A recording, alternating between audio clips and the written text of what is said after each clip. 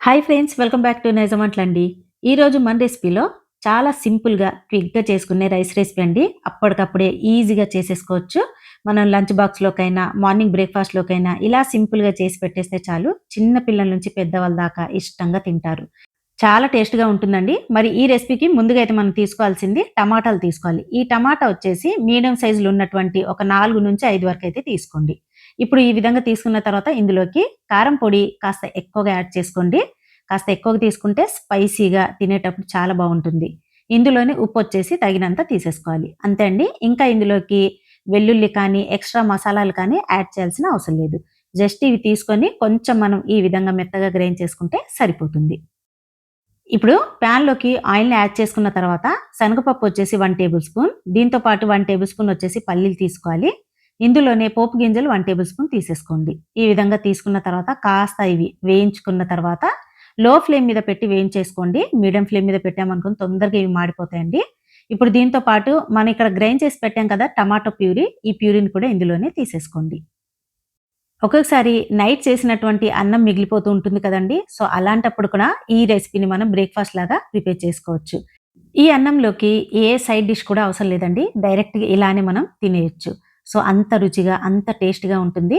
చూడండి ఇందులోకి తీసుకున్న తర్వాత కొంచెం కరివేపాకు కూడా ఇందులోని తీసేసుకోండి. ఇప్పుడు దీన్ని కాస్త ఉడికించుకోవాలి. మీడియం ఫ్లేమ్ మీద పెట్టి కొంచెం ఉడికించుకున్న తర్వాత ఇందులో అయితే నేను తోటకూరని యాడ్ చేస్తున్నాను. మీరు వద్దనుకుంటే స్కిప్ చేసుకోవచ్చు. ఉంటే మీరు యాడ్ చేసుకోవచ్చు. ఈ రెసిపీకి తోటకూర కూడా అవసరం లేదండి. డైరెక్ట్‌గా ఇలానే టమాటాతోనే మనం ప్రిపేర్ చేసి తినేయొచ్చు.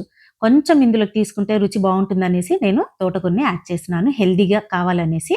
మీరుంటే మాత్రం ఖచ్చితంగా యాడ్ చేయండి. చూడండి ఈ విధంగా యాడ్ చేసిన తర్వాత ఇప్పుడు దీన్ని బాగా ఉడికించుకోవాలి. ఎర్రగా ఆయిల్ మొత్తం ఈ విధంగా పైకి రావాలి. దగ్గరకొచ్చేయాలన్నమాట. దగ్గరకొచ్చేసి ఎర్రగా ఆయిల్ మొత్తం చక్కగా ఇది మొత్తం ఫ్రై అయిపోయిన తర్వాత ఆయిల్ మొత్తం పైకొచ్చేస్తుంది. ఇప్పుడు ఇందులోకి నెయ్యిని కంపల్సరీగా యాడ్ చేయండి. 3-4 టేబుల్ స్పూన్ నెయ్యి కాస్త ఎక్కువగా యాడ్ చేసుకుంటే రుచి చాలా బావుంటుందండి. ఎక్కువగా అయితే ఈ రెసిపీని మాత్రం నెయ్యితోనే ప్రిపేర్ చేయాలి. చూడండి ఈ విధంగా నెయ్యిని కూడా ఇందులోని తీసుకున్న తర్వాత ఇప్పుడు ఇందులో రైస్‌ని తీసేసుకోండి. అంతే అండి. చాలా చాలా ఈజీ రెసిపీ, సింపుల్ రెసిపీ కూడా. కొంతమంది ఆకుకూరలు తినడానికి ఇష్టపడరు కదండీ! అలాంటి వాళ్ళ కోసం ఇలా కొత్తగా డిఫరెంట్‌గా చేసి ఇస్తే వాళ్ళు చాలా ఇష్టంగా తింటారండి. రుచి కూడా డిఫరెంట్‌గా, టేస్టీగా ఉంటుంది. చూడండి ఇందులోకి అన్నం తీసుకున్న తర్వాత ఒక 5-10 నిమిషాలు బాగా కలుపుకోవాలి. కలుపుకున్న తర్వాత మీడియం ఫ్లేమ్ మీద పెట్టి కలుపుకోండి. ఈ విధంగా కలుపుకున్న తర్వాత డైరెక్ట్‌గా మనం ప్లేట్‌లోకి సర్వ్ చేసేసుకోవటమే. మరి మార్నింగ్ లేసిన వెంటనే లంచ్ బాక్స్‌లోకైనా, బ్రేక్‌ఫాస్ట్‌లోకైనా హడావుడి పడిపోకుండా ఇలా ఒక్కసారి ట్రై చేయండి. అందరికీ నచ్చుతుందండి. చాలా కమ్మగా ఉంటుంది ఈ రైస్ మాత్రం. ఈ రైస్ రెసిపీ వచ్చేసి బ్యాచిలర్స్ కూడా అప్పటికప్పుడే ఈజీగా ప్రిపేర్ చేసుకునే రైస్ అండి. మరి ఇంత సింపుల్‌గా చేసుకునే ఈ రైస్‌ని ఈసారి మీరు తప్పకుండా ట్రై చేయండి. ఇందులోకి మాత్రం ఏ కర్రీ కూడా అవసరం లేదు. ఇలానే డైరెక్ట్‌గా మీరు సర్వ్ చేసుకోవచ్చు. మరి వీడియో నచ్చితే తప్పకుండా లైక్ చేసి సబ్స్క్రైబ్ చేయండి. Thanks for watching friends.